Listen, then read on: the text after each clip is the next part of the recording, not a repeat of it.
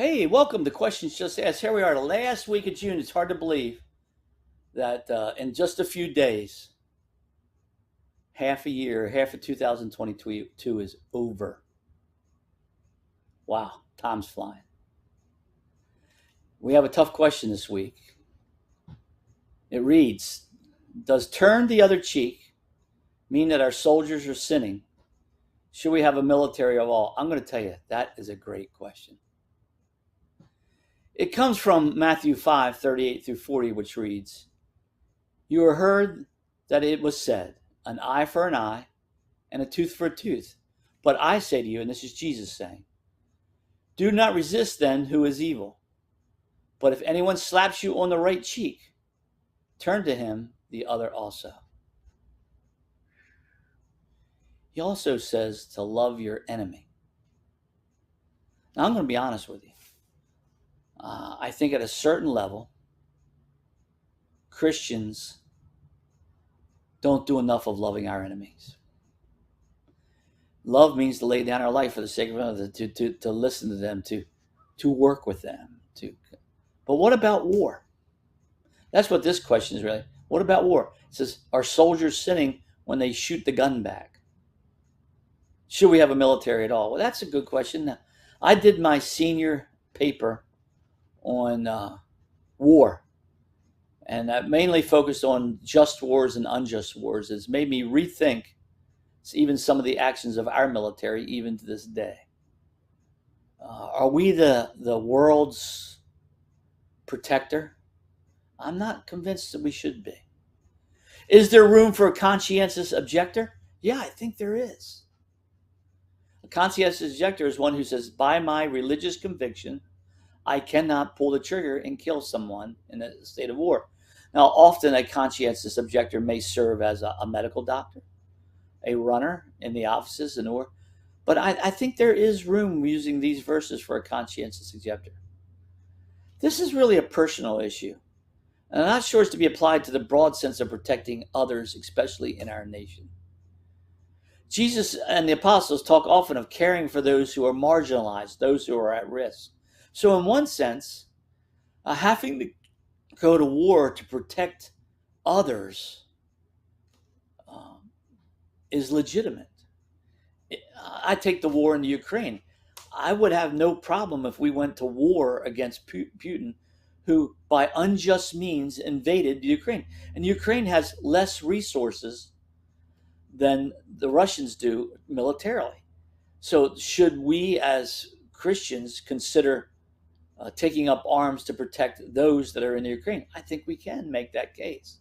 At the same time, I think we have to, by grace, respect that there are some that will hold this turn the other cheek to the maximum interpretation, and that he can be a conscientious objector. I think there's room for both. I do not believe soldiers are sinning. Leadership can, if it's an unjust war. Leadership takes the responsibility of that. They sin, but soldiers can sin if they are involved in moral violations. I grew up in the Vietnam era, toward the end of the Vietnam era, and there's the My Lai massacre. The My Lai massacre, a soldier, I think I know his name, but I don't want to say it in case I'm wrong, went into a town and killed the villagers. He was found guilty. That was a moral violation. He killed the weaker people, not those who were taking advantage of the weak. That's a sin. And are we to protect a weak population? Are they sinning? No, I don't think they're sinning to protect a weak population. If anything, we see Jesus standing up for those who are not able to stand on their own. In fact, when it says in Matthew 25:31 through 46 that Christians are ones who give water to the thirsty, food to the hungry, clothe the naked, invite the stranger, and take care of the sick and visit the imprisoned, I've come to realize that what he's saying is that's how you love those who are on the outside looking in. So should we have a military at all? Well, we see in the Bible that David, who was a man after God's own heart, yet he was a soldier. He was not allowed to build the temple because he had shed so much blood. There are numerous times an army was and is necessary, as we see in the Bible. Even for the children of Israel to go and claim what was rightfully given them by God, they had to have an army. only you fight differently. And there are rules, even in a just war, that need to be held to. Often in biblical days, the message would be sent out that we're coming in and that you have time and you give them time to vacate the land so they don't have to be involved in battle, things like that. And always you're protecting the innocents. So yes, we should have an army to serve against evil forces, but let's make sure our conflicts are indeed against evil and not just for our interests. Let's also make sure that we are not allowing the killing of anyone but the enemy who is seeking to overthrow and to kill those who I like to call the innocents. It's a tough question. We could probably talk about this for a long time. I know of people who are very much conscientious objectors that believe that the enemy is to be won over by nothing but pure love. But what do you do when the enemy takes that love and throws it to the side? I think at that point, I think we should take every effort to have economic embargoes, to seek a peace treaty, to protect the innocents. But in the end of the day, if that evil wants to still overflow, we have to stand up against that evil and make a fight. Let me also encourage you to pray for those in our military. They're in a tough situation. Pray for those who make decisions for those that are in our military, for that they hold a higher responsibility. So pray that God's will, but also the justice of God can prevail. I've been praying in the Ukraine that Vladimir Putin and also those that are evil would cease their advances in the Ukraine. The Ukraine church is solid and it's been disrupted. Pray for the Ukrainian brothers and sisters in Christ.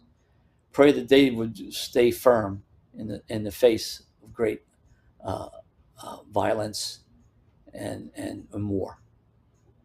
We also have found that when the church is persecuted, it actually grows stronger, that people become believers in Christ. So pray for the persecuted church of the Ukraine as well, and in Russia. I know that this answer probably doesn't satisfy your longing. It's the best I can give you on a short, quick answer. I encourage you to open up the Word and study the Word. Get the full context of the Word, not just picking out one or two verses. Let me do say this as I close.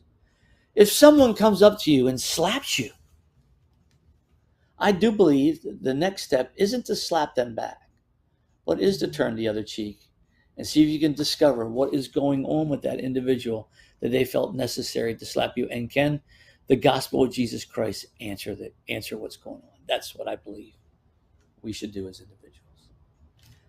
It's been a wild month with different questions. God, is he in everything? What about baptism? And then this week, soldiers turning the other cheek. These are complicated questions. Wait a minute, questions are supposed to get easier, not harder. That's all right. You send your questions in, we'll answer them. Thanks for joining us. See you next week.